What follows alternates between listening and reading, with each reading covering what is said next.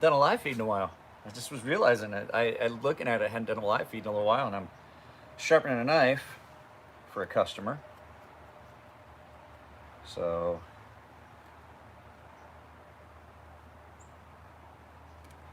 who all is gonna show up? Let's see.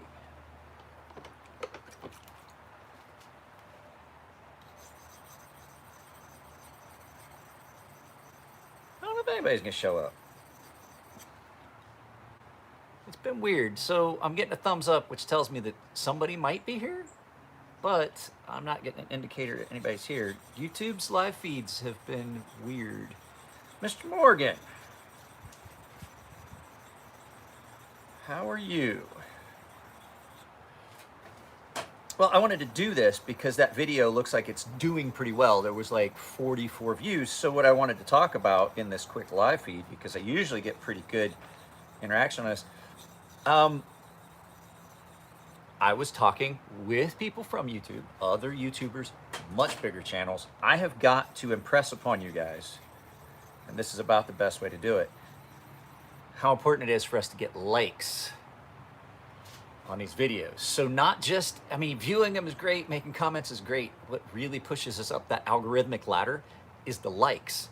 And so, you know, I do have people that pay for content. I do know that. I have people that actually do pay for the channel. They're the members. But basically, guys, I was doing this for free. I'm still basically doing it for free when you look at how much time I put into it. So all I'm asking is, guys, just like the videos. At 5,000 subscribers, we definitely should be having better referral rates, better traffic, and things like that. There are channels that have 5,000 subscribers. They get thousands of views per video. And that makes no sense to me. So if you guys watch the videos and you're not getting hit, it's just a simple matter of hitting that thumbs up button. So, like right now, there's 6 people here and only one person's hit the thumbs up tab. It makes it difficult for the channel to grow if we're not doing that. Like now that I make YouTube videos, I'm really conscious about the fact that I watch videos, and if I'm watching a video for more than 30 seconds, I hit the like button. I just hit the tab. Even on your phone. You just turn your phone over and it goes to the split screen where you see the like tab and all that stuff. All you gotta do is just hit like. And I have to admit, I used to be guilty of it, but now that I've realized how much that actually does impact. So those of you guys that watch my videos all the time, just hit a like every time you watch it. It's the algorithmic currency of YouTube. It really is. That's what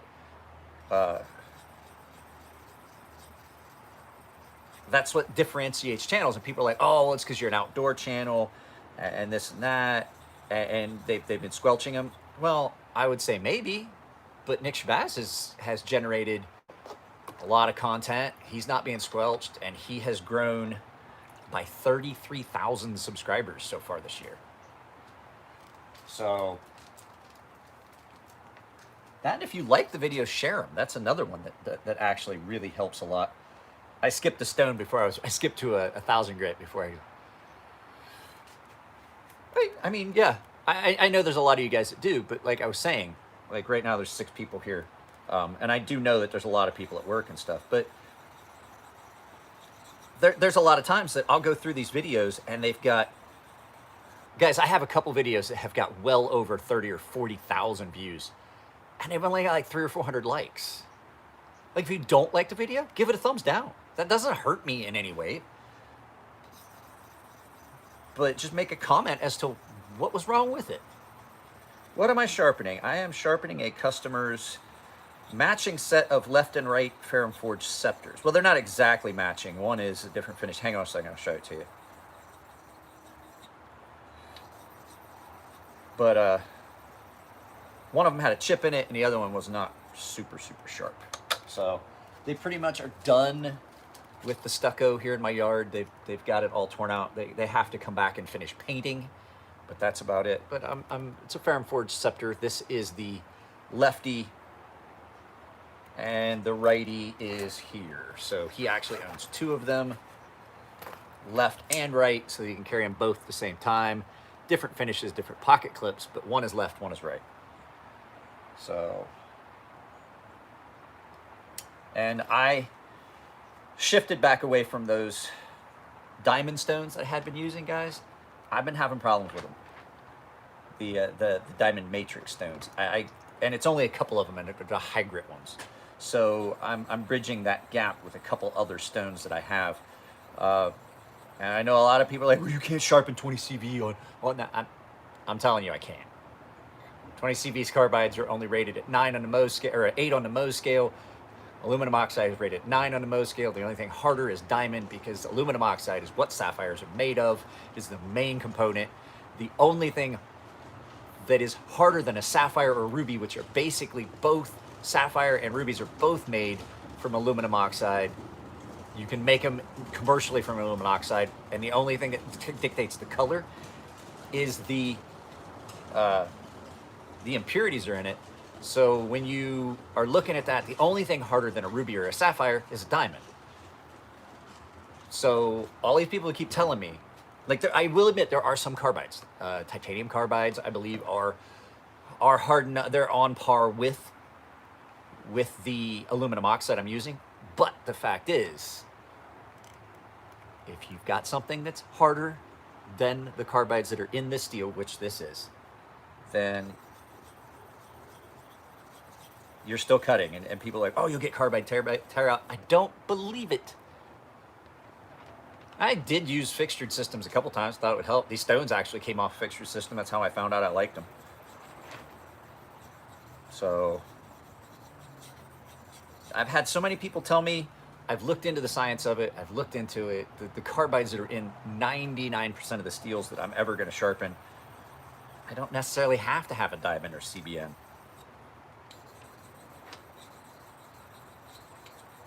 So I just go with what I know works. The diamond stuff, I use them up to like 600 grit, and then I get further up the scale, and everything seems to be just fine. And I think I get a more consistent finish on the blade.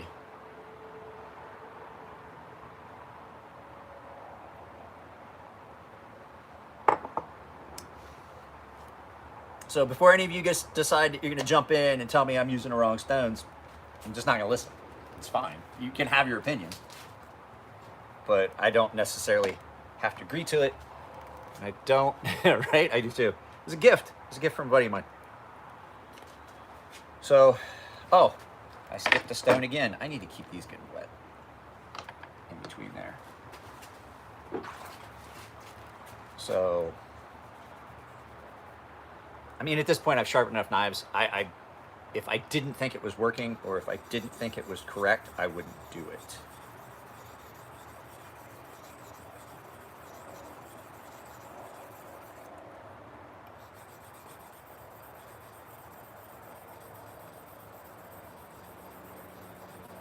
I mean, all the stones I use are water stones to a different degree. I have the diamond water stones. And then this is just an actual Japanese water stone it's aluminum oxide. This is a composite aluminum oxide 2000 grit. It's just done a different way than the other ones. So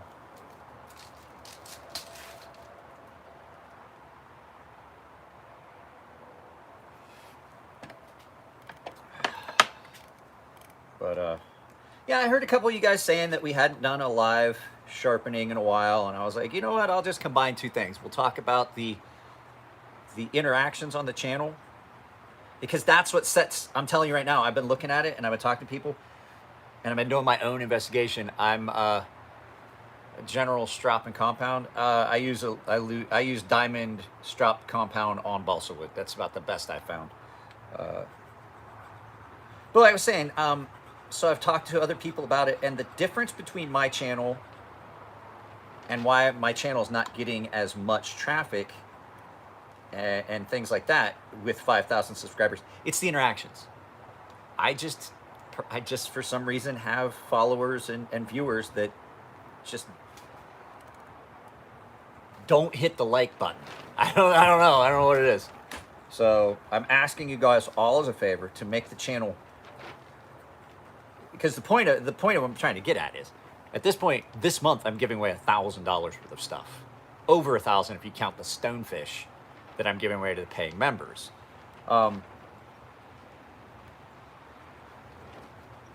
The more views we get, the more recommendations we get based on the likes through the algorithm, the more revenue the channel has, which means that I can give away more stuff. You see how that works? And because we don't pick, if it doesn't pick up, I'm not going to be able to continue to give away some of the things I've been giving away, because, well, everyone's hurting for money right now, and I'm not asking you to join the channel monetarily. I'm just asking you to like it. So some of that revenue from the channel that I want to use for the channel, I have to use for other things, because I'm not working right now. So we're really limited on stuff. So that money that comes in, and I can't tell you how much it is, it's not much, but you know, I want to be able to turn it and put it back in the channel. And so that is part of it.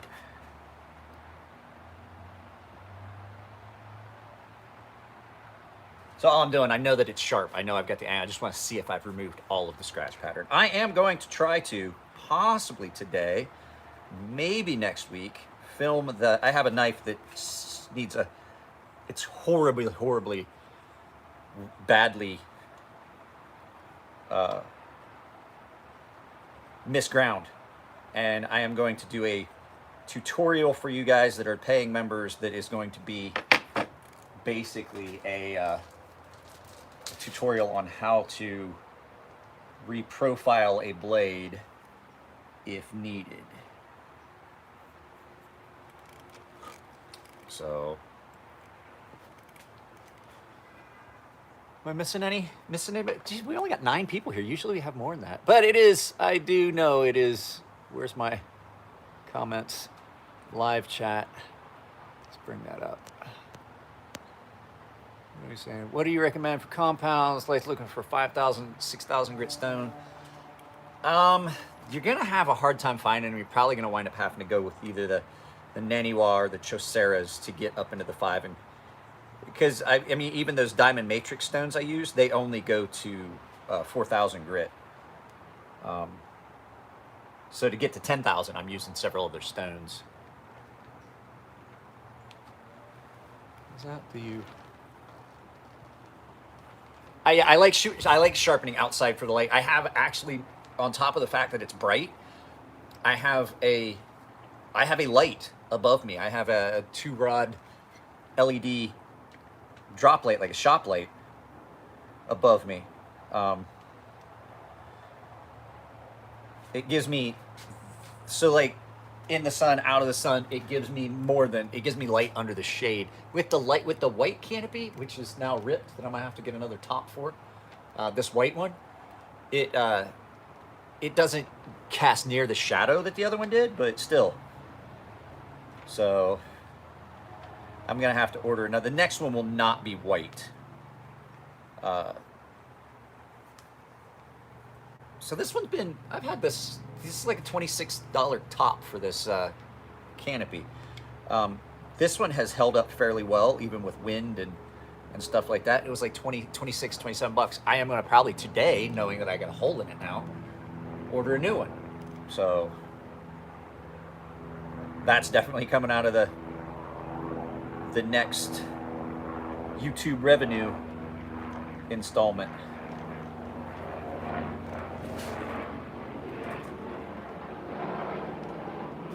So the police department has been flying over my neighborhood for like 2 days straight. And I don't know what's going on. 3 days now, actually.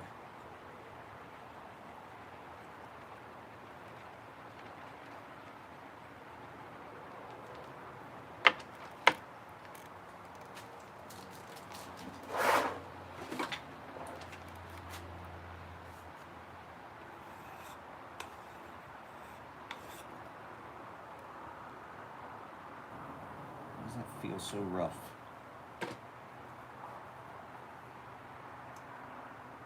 Why does that feel so rough?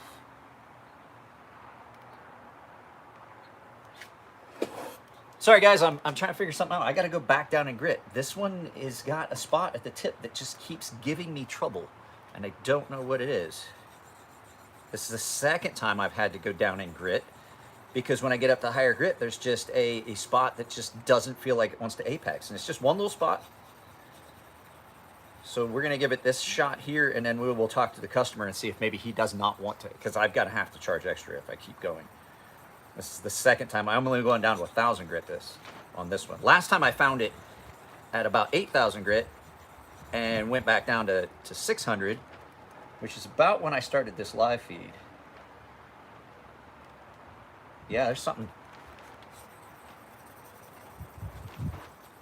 going on here. So we may stop on this one for a little bit until I talk to the customer and see what he wants to do. 20CV actually I've had a few knives that have some minor, and you get it in the steel, there's like flaws in the steel occasionally.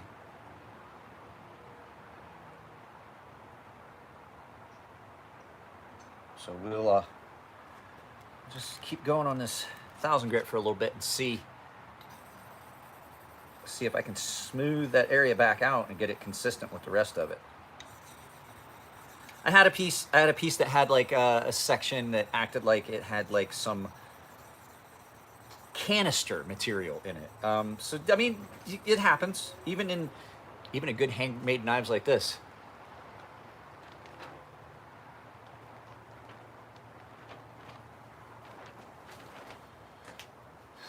I'll have to go look.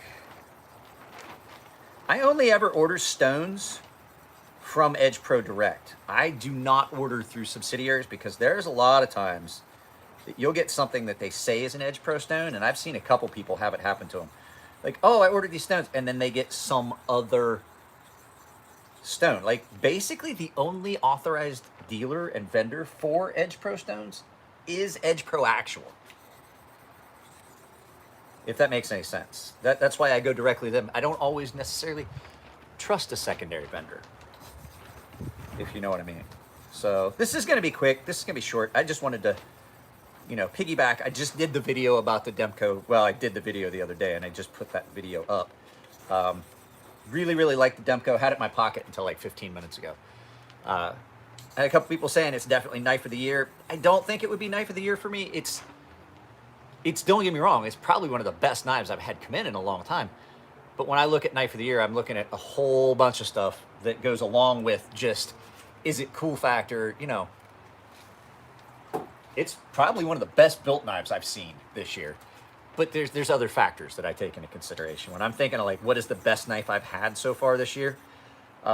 If I had shot that video after the Demko came in, it would probably be up near the top of that list of knives, but I don't think it would have taken the spot of that Wee Minax designed by Ferrum Forge. And it's not a preference thing of like, oh, it's because it's Elliot's knife.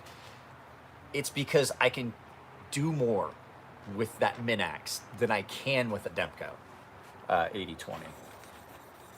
You know, it meets more the requirements of what I need out of a knife than the 8020. So I do need to get this knife done though, because I want to get it back to the owner. Let's see if that worked. Yeah, the recurve one. It's the one that took my knife of the year, like my top knives of 2020. Now, I guarantee the Demko would have been on that list somewhere, but I still honestly do not think it would have taken, I don't think it would have taken the top spot, and I don't think it would have beat the Rhea. I really don't think, I got dirt on my face? Did I touch my face? I don't think it would have beaten the Rhea either, because just of the pure fact of that the Rhea and the Minax are so much more versatile.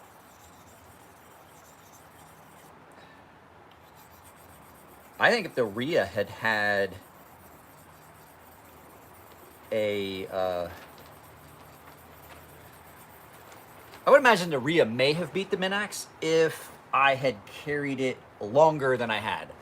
That's another knife that is a great little knife that is hard to get out of your pocket. As a matter of fact, the nice thing about it is that it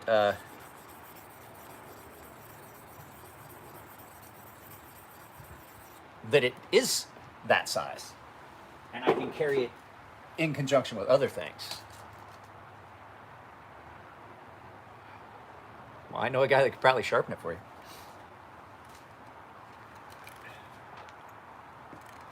Yes, soapy water in my bottle.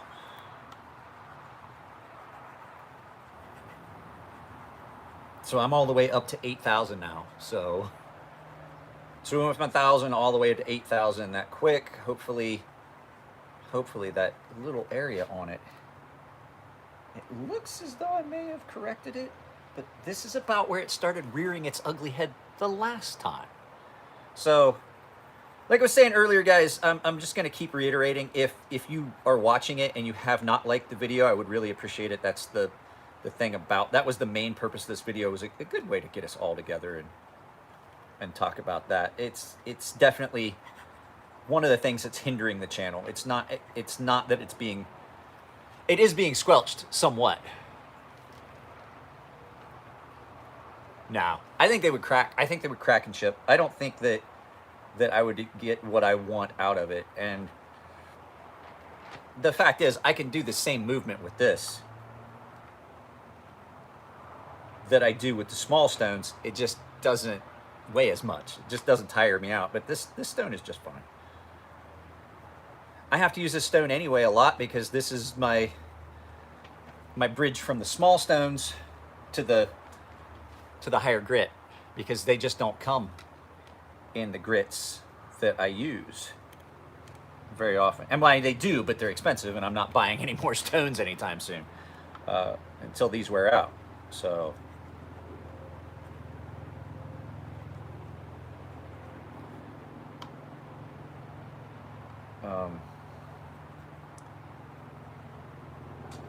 sorry if I'm not attentive, guys. I really am paying attention to this because it's doing weird things. And I believe it's doing it again. I'm convinced. I think there's maybe possibly a flaw in this steel. It's consistent now. We got it.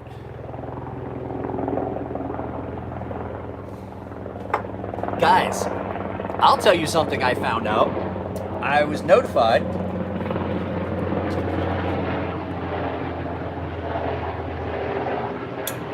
Thanks, guys.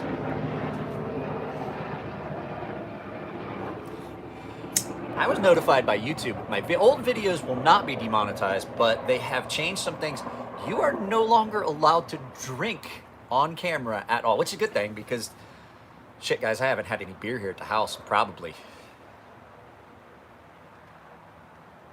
I have not bought beer for the house in probably a month and a half. So it's not that big a deal, but I have been known to drink a beer or whiskey or whatever on camera. So, I mean, that was actually just coffee, but that's a new weird one that they've added in. And I mean, I understand. I still buy beer. I just take it to the shop and I give it to Elliot. I try to keep Elliot well in stock when it comes to beverages.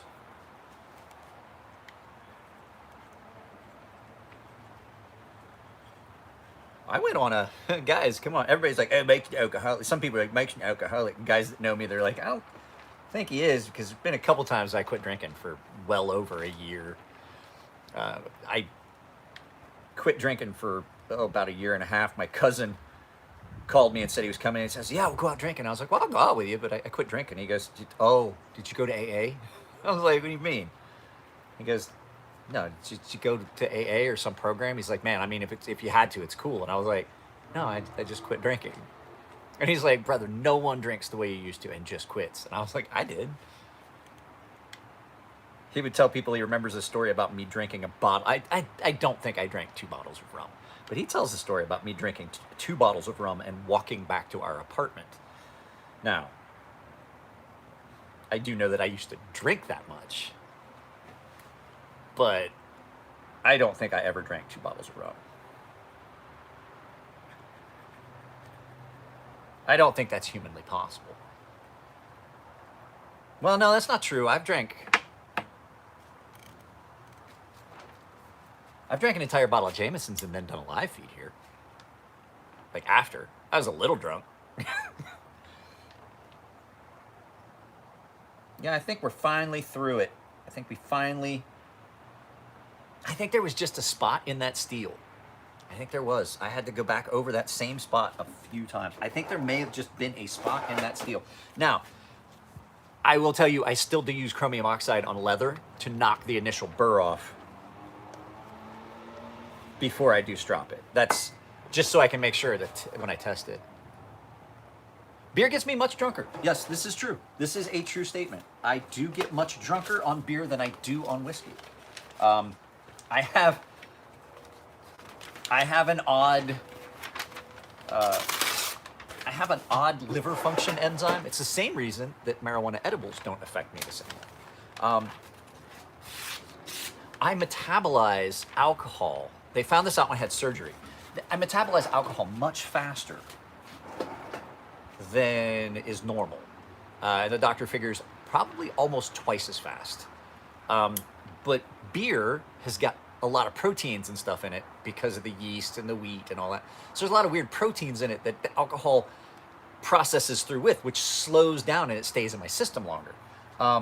When I had surgery, I had my nose broken a ton of times, and I couldn't breathe out of it. And it just got to the point where I couldn't sleep, I couldn't breathe, even my CPAP didn't help. So they rebroke my nose professionally, straightened it a little bit, and opened up my airways. They fixed my septum and took out some material behind, and it literally, they said that they had to use way more than they expected of the paralytic and the anesthesia, because at one point I reached up and was trying to move their hand out of the way, and I come out of recovery like that. Like the doctor's like, you're never gonna remember this. Like they come in and they talk to you like, well, you're probably not gonna remember it. And I was like, I'm probably gonna remember it, because I remember the last time the doctor came into recovery and was like, hey, you're probably not gonna remember this, but we did this, we did that. And I'm like, yeah, I absolutely remember it.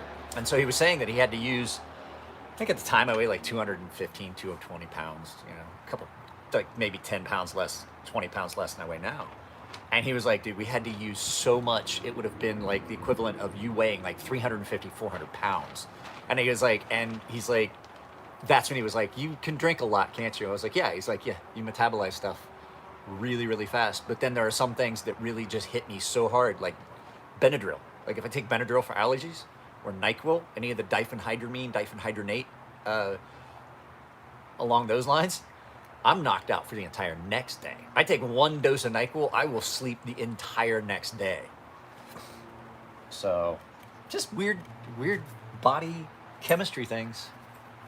So, he says when he found out, he's like, and you're allergic to sodium pathway blockers, the numbing agents, Archeo. And I was like, yeah, how'd you know? He's like, they go hand in hand. I was like, it's because you're Irish. And I was like, he's like, it's that red beard of yours. It all comes with it. The people that are of Irish descent, I don't know what happened. What he was saying was that Irish people of Irish descent, are much more inclined to have the issues with the sodium pathway blockers. Now, I don't know if the alcohol part goes along with it. Guys, I got 2 bottles of whiskey here at the house. I haven't even touched them forever. So we're taking a break. But yeah, here we are, 30 minutes in. Are you comfortable? Are you comfortable? Is that your spot? So at any rate, yeah, so the next video I think that's going to go up is going to be this, which is my Damascus Lackey. I did a video about this. I actually purchased that. Yeah, she still misses having a cat. I think when all of this is over, I am going to try to go to when all of this lockdown shit is over, I'm going to try and go to the Humane Society and get her a kitten. And when I say her, I mean us. I think that's just that scar. That's all that is. That's that scar on my face. It just shows up in the light differently. A big old scar running across here and one up here. But yeah, I think I'm gonna get the dog a cat. And when I say the dog, I mean us getting me and the dog a cat. Because I miss the cat. The cat used to come up and sleep on a bed and sleep all up in my armpit. And I miss my cat. So, but at any rate, guys, it's been 30 minutes. I'm gonna get off of here. I hadn't done a live feed in a while, and I saw that a lot of people were in on the Demko video, which, man, that is a great knife. If I could get one, I would, but I haven't been able to find any on the secondary market that's not like close to $1,000. And right now, I couldn't afford it anyway. I couldn't, even if I had it in hand, I couldn't afford it. So we're giving one of these away to the paying members. This is my personal. That one's not going anywhere. It's been done with soft loops as opposed to the thing. And I'm going to do a video about this guy right here. This is a Chavez fixed blade. So, guys, I think I'm going to put this on my car. I'm going to Velcro this to the dash. That was a gift. I got one of those for a buddy of mine, and I gave it to him for Christmas. And I got a package in the mail from a friend, and actually it's a cousin, and it came and it was the exact same thing. And I was like, oh, cool. So, guys, take it easy. I'll try to keep up with the live feeds. It's just been hectic, and we've been busy. I've been on the road with the kid for going on twice a week, 6 weeks now. I basically have been going to all 100 miles one way twice a week. So yeah, we're really busy, and it's just been hectic. But guys, go to Cerberus Knives. Chris is going to give this away as a giveaway. I'm going to hand it off to him this weekend. God, that is so sharp.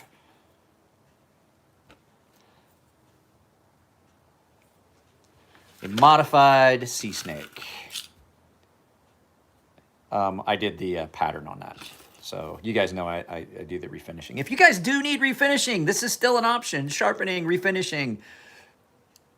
You need it done, I can still do it. You want a knife to look like this? I still know how to do it, obviously. Still pretty good at it. Haven't forgot. So guys, take it easy, and I'll see you later.